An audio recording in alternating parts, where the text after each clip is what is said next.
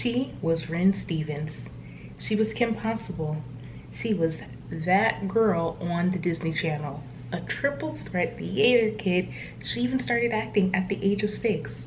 But now, she's a podcasting, trauma dumping, clickbaiting influencer. I mean, she has turned her pain, and more importantly, other people's pain, into a brand. But Christy Carlson Romano has built a career off of calling Hollywood out, while at the same time profiting from the very system she claims to be healing from. She says she wants to protect child stars, but she's deleted survivor stories, platformed alleged abusers, and turned vulnerable conversations into monetized content. And listen, I'm not saying that she hasn't been through things. She has. But this whole rebrand as the trauma podcast queen, it raises some real questions about ethics, accountability, and what people will do for another shot at relevance. It's messy, it's uncomfortable, and it might change the way you look at her. And honestly, the podcasting space altogether. So grab a snack, grab a drink, stay open-minded, and let's talk about the Christy Carlson Romano effect. Now, Christy started acting at just 6 years old.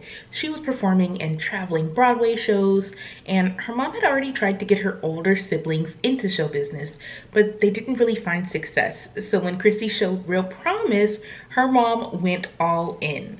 Now, from a young age, Christy was pushed into being a triple threat. She was in dancing, she was taking acting classes, and she was working on her singing. And not long after she began in theater, she was enrolled into Manhattan's Professional Children's School to balance her education with her career. Now, let's pause here for a second, because this wasn't your typical struggling child actor story. She grew up in Connecticut, but commuted 2 hours every day from New York City for school and auditions.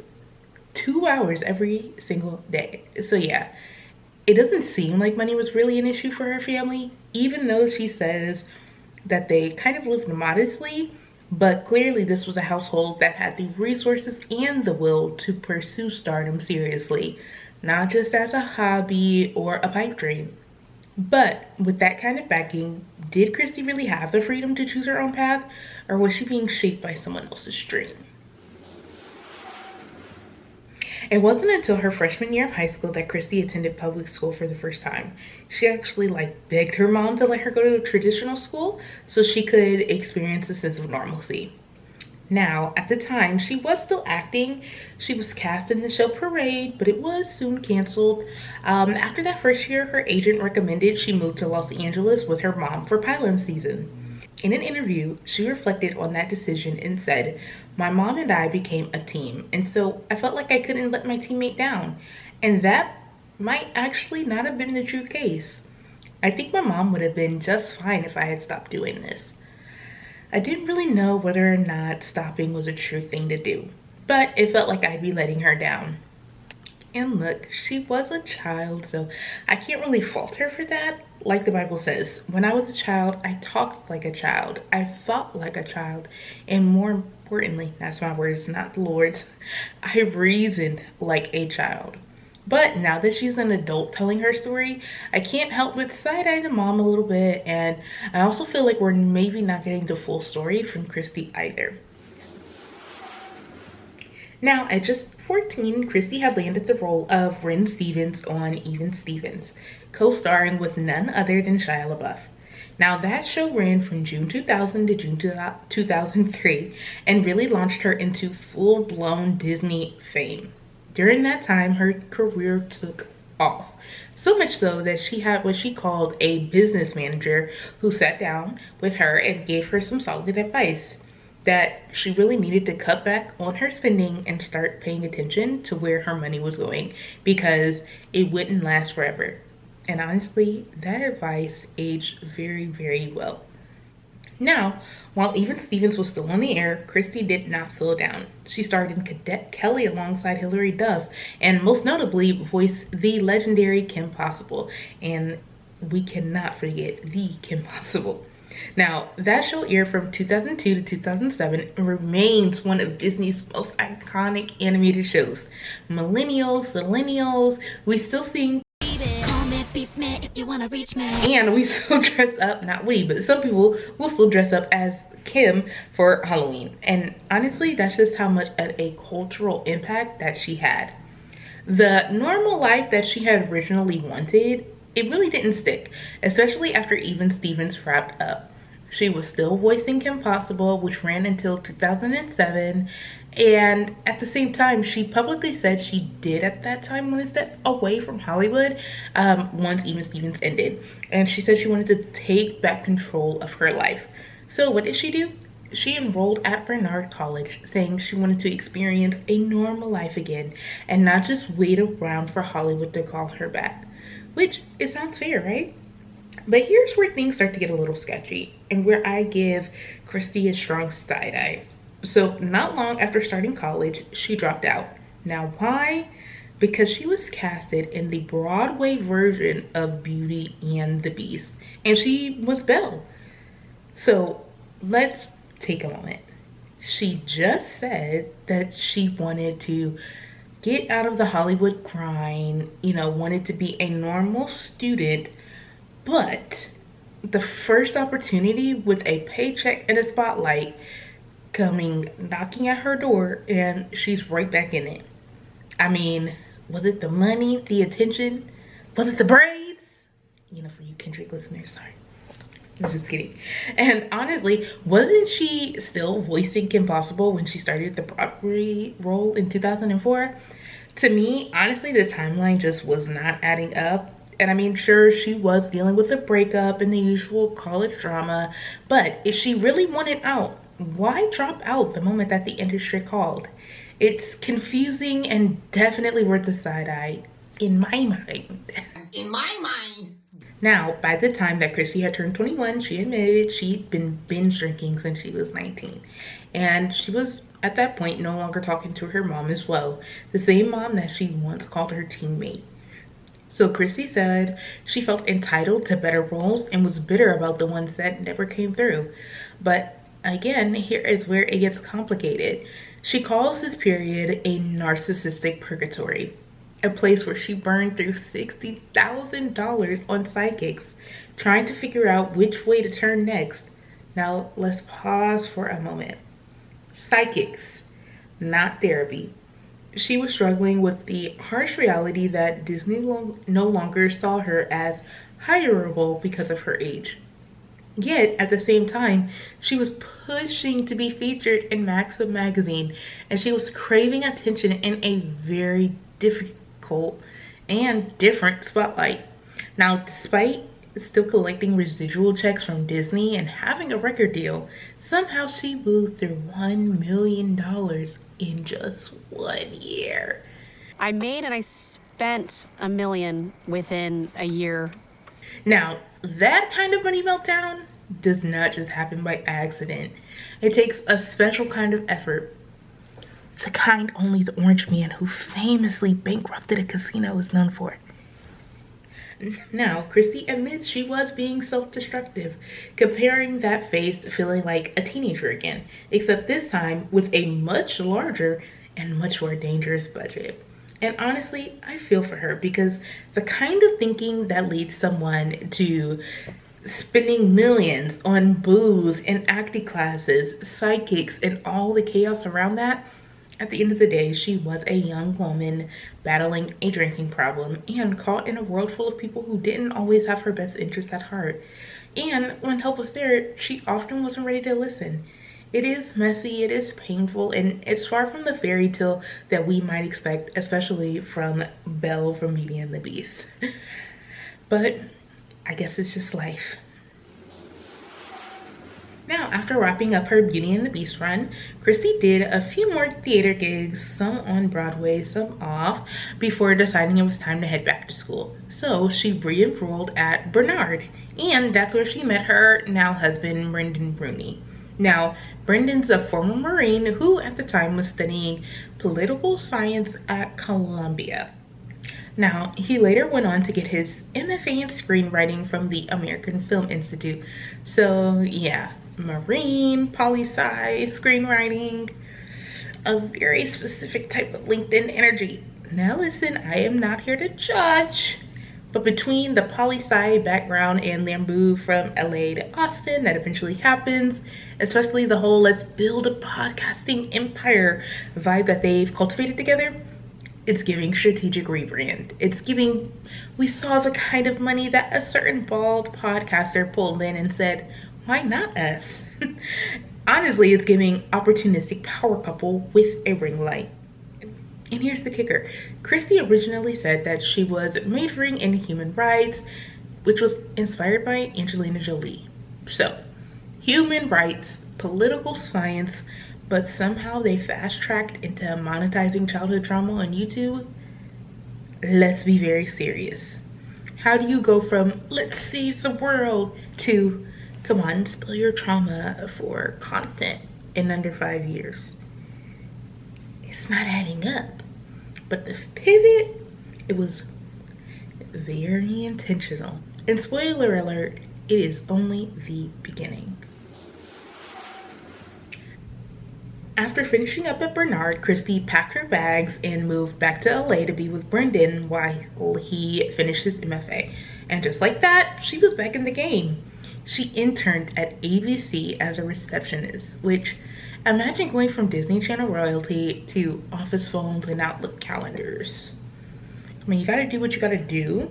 And she even took little parts in Barely There projects, made a few Comic-Con appearances, and you could tell she really missed the spotlight and, more importantly, the paychecks. Well, soon after that, she ended up getting pregnant and things shifted again. Visibility became urgent, money became necessary, and in 2016, Instagram was heating up and brands were cutting influencer checks like it was candy. Christy made her next pivot, the momfluencer era. She started posting about her family and being more transparent online and slowly treating social media like a business. And to her credit, it worked. Sponsorships began rolling in and the money started flowing. She leveled up from a modest condo in West Hollywood to a house in Orange County, which, if you know LA real estate, that is not a small upgrade. She was no longer a washed up Disney star hustling for auditions. She was a mommy influencer with a brand, a following, and bills that could finally get paid. Now, after settling into influencer life, Christy launched a YouTube cooking show. And the concept was having a few fellow child stars or C/D-list celebrities over. They would sometimes cook themed meals, maybe wear a costume, and chat about the good old days. Some episodes were a hit, and a few went viral, but others, it was crickets, ghost towns, views in the 5-figure range. So, what did she do next? She pivoted again. It became family vlogs, challenge videos, skincare routines, makeup tutorials, nostalgia bathing thumbnails. Honestly, it was chaotic. She was throwing every kind of content at the wall just to see what would stick. And honestly, the wall just kept saying, try again, and try again. Because here's the truth. Consistency builds an audience, and desperation confuses them. And Christy, she was looking real confused. Now, in fall of 2020, Christy packed up her family and headed to Austin, Texas. Now, officially, she said the move was about slowing down and getting out of LA. She also said she wanted to avoid wildfire season, but let's not pretend. The cost of living in California is astronomical, and Hollywood was basically shutting down. The influencer economy wasn't what it used to be during that time, so yeah, moving to a trendy, lower-cost city with big tech energy and no state income tax, it makes more sense. And without the tricked-out kitchen for filming cooking content, she had to reinvent herself yet again. Now, with everything changing once again, Christy leaned into the raw emotional content. Mental health, career regrets, old trauma, lost identity. And to her credit, people really connected with it. It wasn't just Disney nostalgia clicks anymore. Strangers were resonating with her story. So what did she do? She doubled down and got the views to prove it. The YouTube walk and talk era honestly was riding that vulnerability wave. Christy transitioned her TikToks into full-length YouTube videos. Just her walking through Austin trails, trauma dumping with solid lighting and soft makeup, and the formula worked. It was low effort, low cost, and high emotional appeal. And the titles were straight out of the clickbait playbook. How Katy Perry got my record deal. Am I relevant? Why I don't talk to Shia LaBeouf. Spicy, right? But here's the catch. The content was more like room temp lemon water than actual piping hot tea. She'd drop a bold title and then spend 15 minutes or so vaguely reflecting, gently spiraling, or half explaining a situation that almost happened. And even though she claimed 99% of the videos are off the cuff, a journalist once asked to shadow her while she was filming, and her publicist declined, which is suspicious to say the least. So you'll open up your home to a sponsored photographer, but won't let a journalist watch you walk and talk about your own life in a public park? It just doesn't sit right. Now, Christy wasn't just randomly spiraling into YouTube success. Behind the scenes, her husband Brendan was pulling levers too. He wasn't just the supportive plus one, he was her creative partner. Together, they analyzed trends, crafted titles, and shaped content strategy like a two-person media lab. And Brendan created a brand strategy. But Christy, she'd package it with a soft smile, a trauma hook, and banging lashes.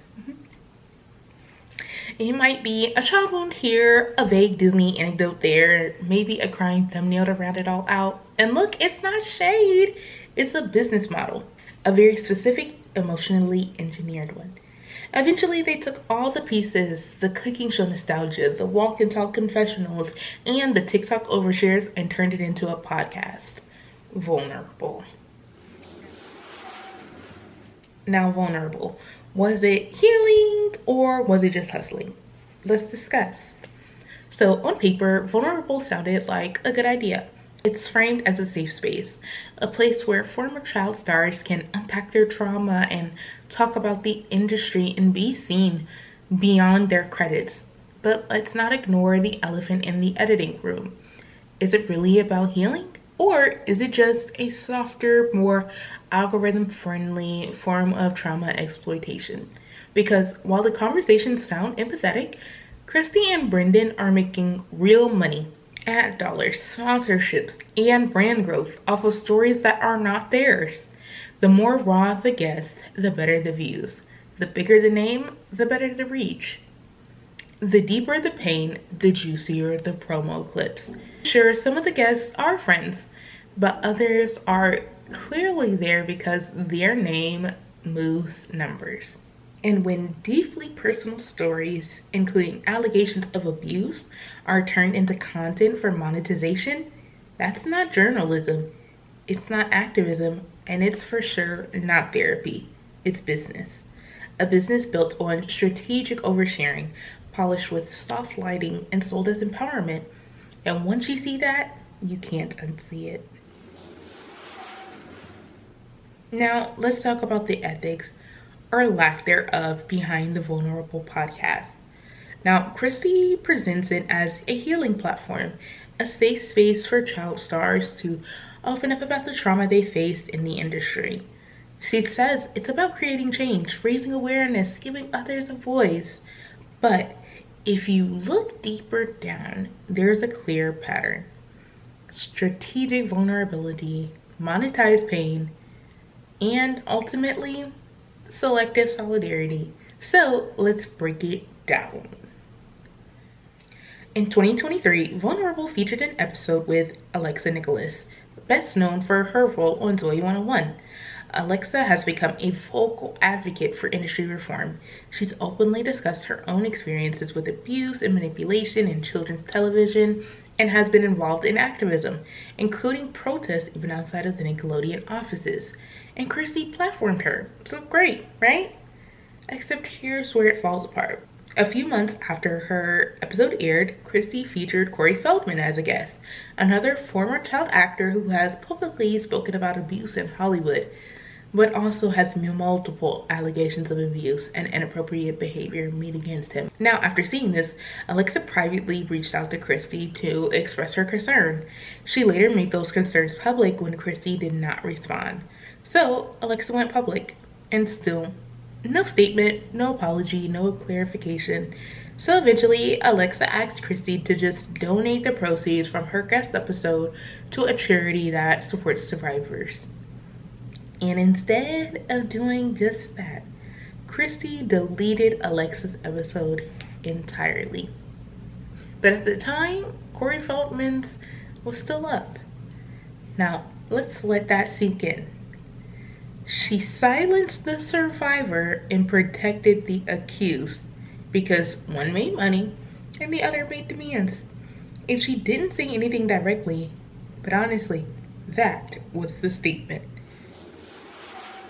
Now, Christy's entire podcast brand is built on trauma. Hers, her guests, and the collective nostalgia of the 2000s era Disney kids.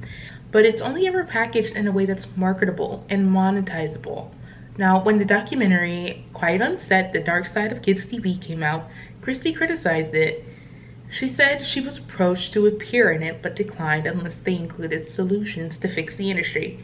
And that sounds novel, but then she goes on Mayim Balik's podcast and calls the doc's producers trauma tourists and outsiders. Okay, sure, but if they're trauma tourists, then what does that make you? Because even if they're tourists, you're the one who bought the land, built a hotel, and then started selling tours. Now, let's be clear.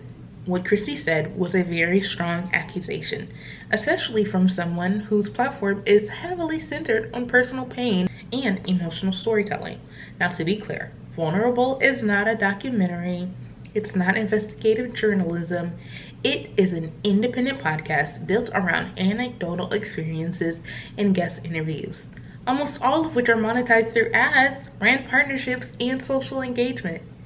Now, guests on Vulnerable are often former Disney, Nickelodeon, or child actors with emotional stories. The more raw or emotionally intense the episode, the more traction it tends to gain on platforms like YouTube and TikTok. And behind the scenes, Chrissy's husband, Brendan Rooney, has openly discussed their strategic approach to selecting guests, writing titles, and maximizing algorithmic performance. So when Christy calls other projects exploitative but profits from a near identical content model, it raises questions. She may not see Vulnerable as entertainment, but it is content. And like any content, it's curated, edited, branded, and sold. Now, here's the most contradictory part. As late as 2021, Christy said she'd still be open to doing a reboot of Kim Possible or even Stevens. So let me get this straight. The same company she claims didn't support her, the same industry she says left her burned out, broken, and overlooked, the same system she critiques weekly on her podcast, she'd go back? That's not the stance of someone trying to dismantle a broken system.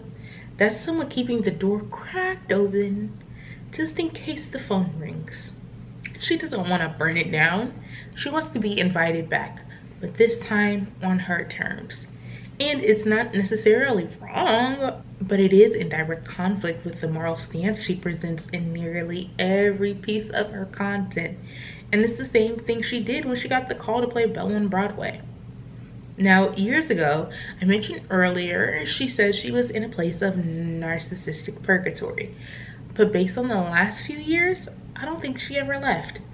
She told Adobe, yes, that Adobe, in November of 2024, that I'm getting to know myself publicly and privately all at the same time. Sometimes an identity crisis lasts for decades. But honestly, it shows. Whether it's posting about other people's trauma, trying to insert herself into trendy conversations, the whole Don't Worry Darling mess, Jeanette McCurdy's book, Quiet on Set, or just publicly dragging networks she once begged to work for, Christy seems caught between wanting to be an advocate and wanting to be an opportunist. and it seems like being an opportunist is winning. Now, after the podcast Vulnerable gained traction, Christy and her husband Brendan decided to go even bigger. Enters PodCo. According to their LinkedIn page, PodCo was a dynamic podcast network based on capturing gripping conversations between iconic personalities. Translation: a child podcast farm. And on paper, it was smart. Christy had the contacts, Brendan had the production skills. They were already seeing success with Vulnerable. So why not expand the brand? It was like a millennial fever dream. A podcast universe built entirely out of reruns and reboots of our childhood memories.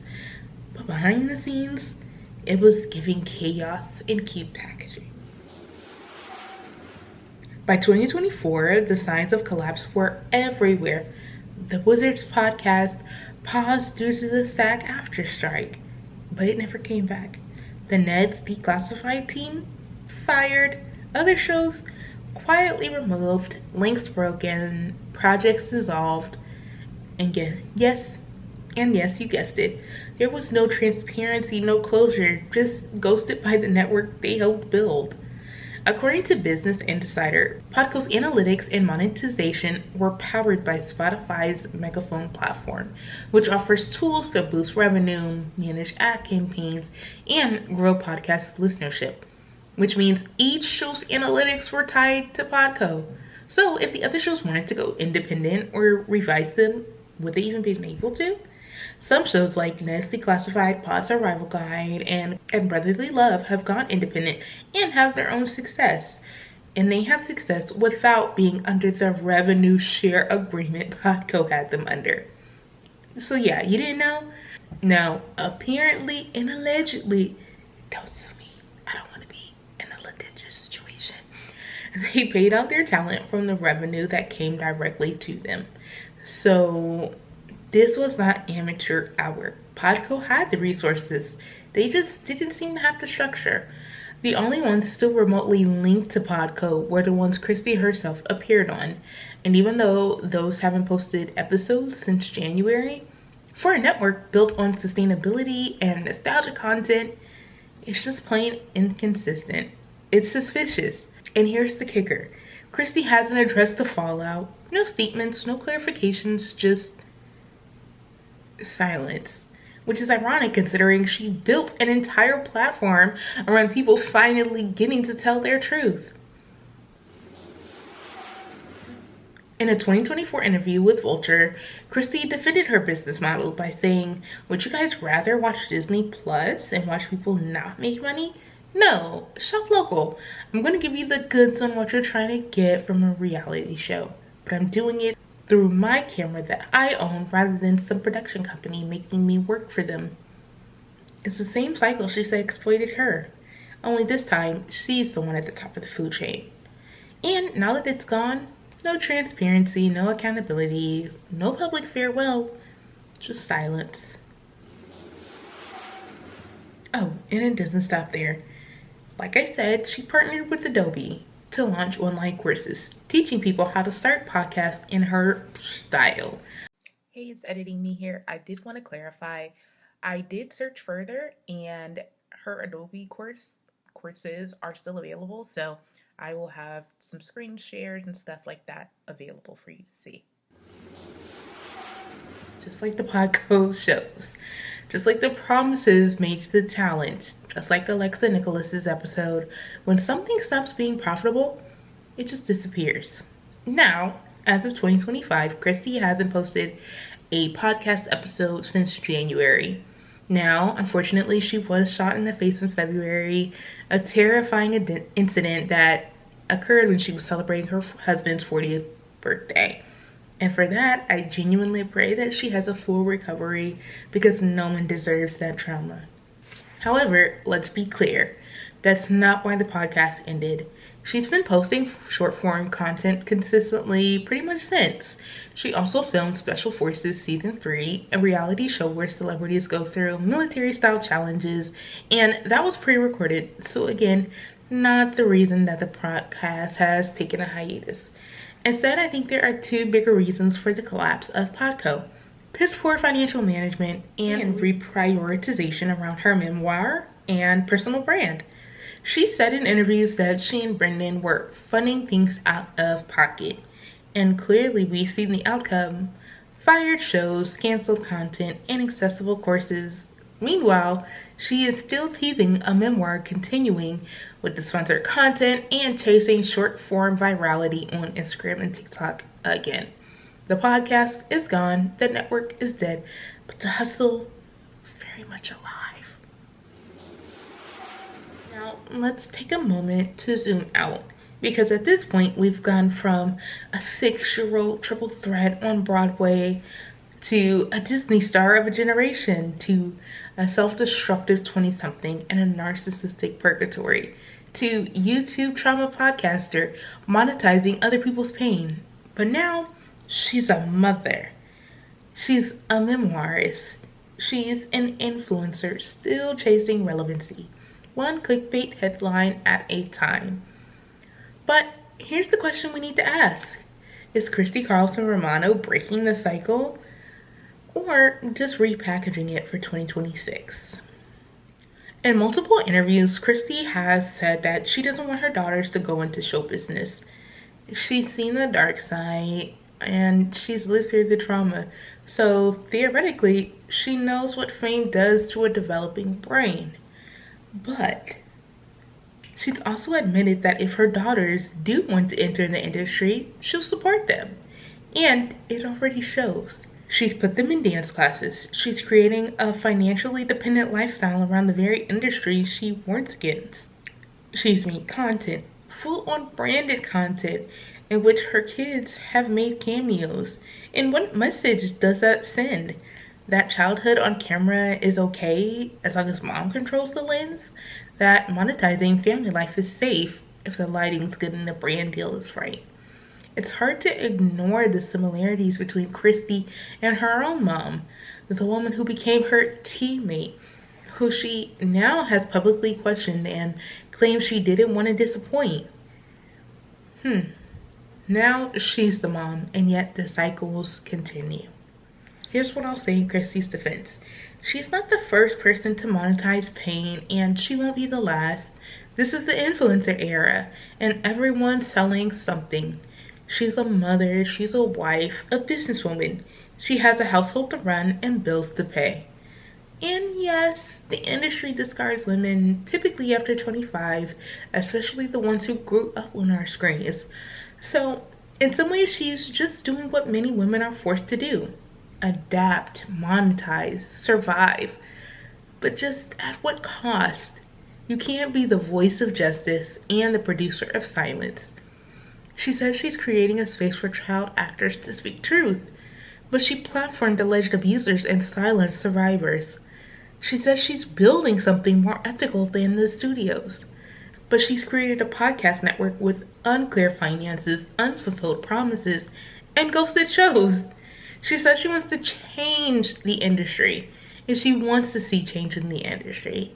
But she still name drops, trauma baits, and jumps on every trending moment that might get her back in the spotlight. So I leave you with this. Is this a woman doing the best she can in a system that chewed her up and spit her out? Or is this someone who learned the rules of exploitation and decided to play the game better than anyone else? Can you be both victim and villain at the same time? And more importantly, do the ends justify the means? She says she's in a decades-long identity crisis, but how long until that becomes an identity? Now, this has been the first episode of Put the Mic Down, where we ask the uncomfortable questions that others won't. Christy Carlson Romano is not just a child star turned podcaster. She's a case study in ambition and survival and contradiction. Let me know your thoughts in the comments below. Is Christy breaking the cycle or just selling it with better packaging? And as always, if you like this video, like, subscribe, and put the mic down and answer the call, because we're not done talking just yet. I love you guys. Bye.